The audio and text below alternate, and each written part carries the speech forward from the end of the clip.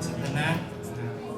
Pasalamatan og dako kay tungod karon mas kamayo sa buhay ng Diyos. Sa una, hindi ko maulang mo istorya sa inyong mga igsoon kay tungod binuhatan ako na isurrender na para sa akong buhay ng Diyos. Sa una, igsoon, saksi ang silingan, akong ate. Akong ate nga, mura na po na manay nag-supporta din sa mga. Salamat kay di ka na naikukuante nga muhatag ko testimony sa katawhan, sa mga kaubanan, sa uban pa. Hindi na ko'y kaulaw. Isa ko sa una. Pero kung may posible, kung may tagpasaylo sa akong buhay nga Diyos, o isurrender na kung tanan akong mga binuhatan nga daotan, muhatag yun ang daog na pasaylo kong Diyos para niya.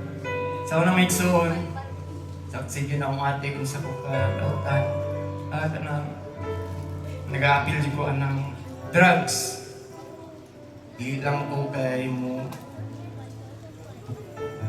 muyos, musiler, mabaligya ko dito ko mga iso. Inom, sigarilyo, ako pinang ako na. Siguro na yung mga silingan din ako sa gabayan na naakaroon. Kabalo dito kung nakabalo na sila. Yan ako nakita. Almost 8 years po ko sa Tagumlok, my son. Pero, siguro ang Ginoo para sa kuwang kanang ni-resign ko, almost 8 years ko dito sa ospital. Pero taong nihatag sa kuwang kanang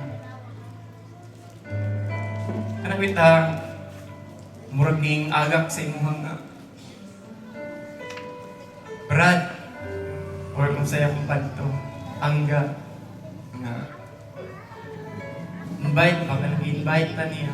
Pero ako isa yung Catholic may igsoon. Isa po ko officialis sa New Cathedral. Choir ko na sa New Cathedral almost 5 years po ko diya. President ko sa youth sa muang katilingban.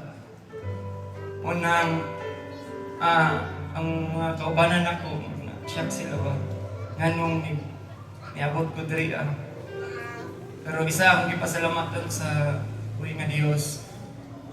O ang kaigsuunan ako dari ang maugi na nagbira bitaw sa kuha nga dalita. Siguro maugi na yung will sa Ginoo nga maabot ko dari si Pastor George. Dapat lang yung kay balay ani.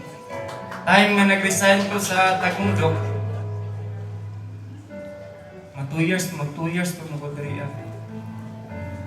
Kanang wala na ko tanan ba pero mo gito wala na i-try na ko ba nga nihawa ko sa ospital nang wala na ko nara ko perminti sa balay wala ko ko'y cellphone murag sige ra ko higda murag bita ko ganang nag-fasting so pero himaya sa Dios na si Pastor George nga nagkuhan sa kuha nga kubanta dito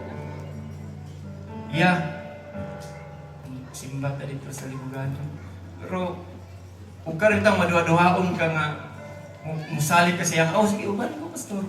Huwag ko kabalo ato nga, pastor rin na siya diri Motong, ni uban ko diri Pero, motong, diri po na ko nabatunan, unsa yun, mga kaigsuunan.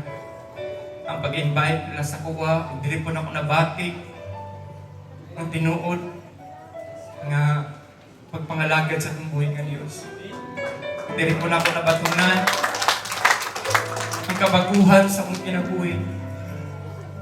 Siguro kung wala akong nagpadayon, wala akong nag-stop sa akong ginuhatan siguro.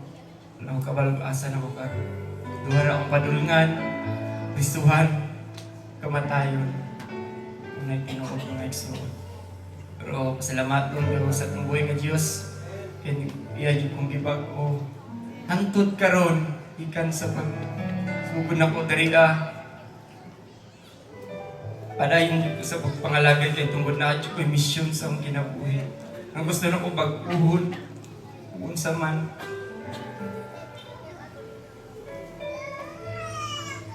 O karon, gusto dyan ko mabago na isa. Manang, salamat kay Pastor George sa iyong mga pinban. Kung nila Pastora Jerilyn, ang pastor, eh di rin naman ko nagpundo sa ila. Pundo naman ko dali Salamaton ko sa ilang pagdawat sa ko dali. Tanan, kaon diri. Na, tagaking salamat, Pastor Alex, Pastora Jerilyn. Kung atikan mo nga, nakakalunay na nagakuan sa mga nagagigil. Dili na kayo nakutas o mga iksawan, basta himaya ang buhay, ang ginagawa. Ate, salamat po.